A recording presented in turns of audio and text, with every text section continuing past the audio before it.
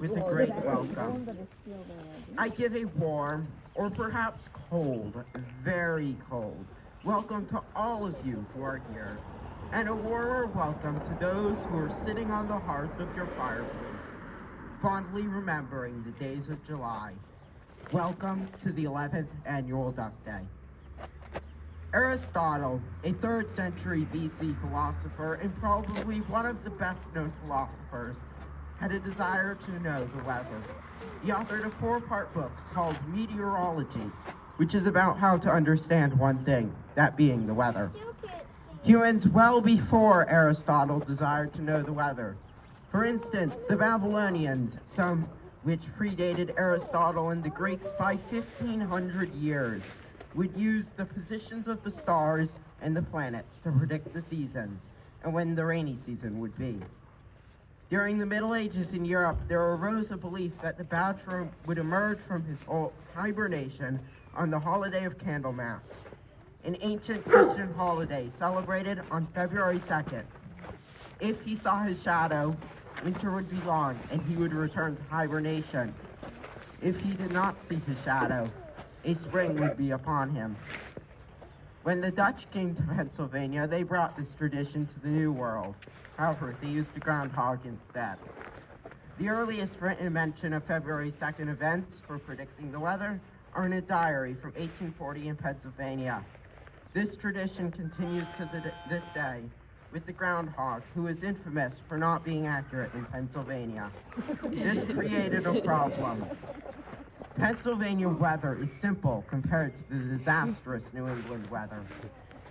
Mark Twain wrote in his infamous weather speech, "The people of New England are by nature patient and forbearing, but there are some things which they will not stand. Every year they kill a lot of poets for writing about beautiful spring. These are generally casual visitors who bring their notions of spring from somewhere else and cannot, of course, know how the natives feel about spring." The weather in New England is something special, something that cannot be predicted by a furry rodent who rarely looks at the weather. This is why a new critter came to the stage, to perhaps save the people of the New England corridor from a possible winter catastrophe. This critter was not a rodent of any sort. He does not hibernate at all. Instead, he followed in his father's footsteps, getting a PhD in weather predicting from Stormy Heights Academy, and now he spends his days in his personal weather observatory, examining the weather, so that on February 2nd he may come to tell the people the truth. Will there be a long winter of cold, of wind, of ice? Or will there be a spring, of birds singing and new growth? He is able to predict accurately, without fault. For 3 years he has never spoken wrong, and not once will he mislead the people of such a troubled climate. We would like to thank First Selectman Deb Richards for permission to host this event, State Senator Jeff Gordon and State Representative Pat Boyd for years of support, my brothers and founders of Duck Day, Micah and Isaac Torsolini, who are managing the website, social media, and press releases from college. We would like to remember the late Carol Davitt, who gave this event wings to fly. We would also like to give an immense thank you to our volunteers, Pastor Tim Howard as Director of Technology, Adam Miner as our photographer, and Aaron Miner as duck handler, and all of those who have attended Duck Day over the past 11 years. And now we present Scramble the Duck. We would ask that there is no flash photography during the prediction as it can cause a false shadow. Thank you.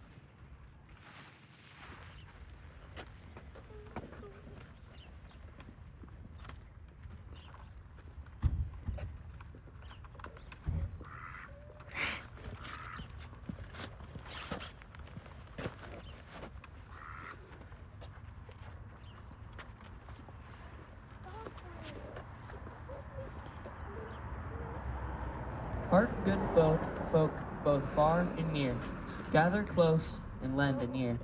For lo, this morn a duck so fair did quack with tidings through the air. Scramble the Duck of feathery down at Ivy Glen told truth to the town.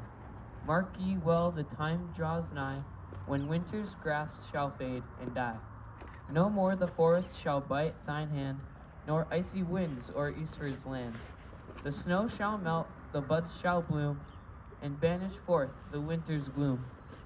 6 weeks less of winter's rain, the earth shall wake, no chill remain. The brooks shall sing, the meadows green, and spring's fair promise shall be seen. Eastward did cheer, their hearts took flight, at Scramble's quack so bold and bright. No prophet more could they request than he who predicts the weather's best. So behold the duck his wisdom bring, for Scramble speaks of early spring. Let flowers rise, let seed take wing, and all the world with gladness sing. Early spring! Yay!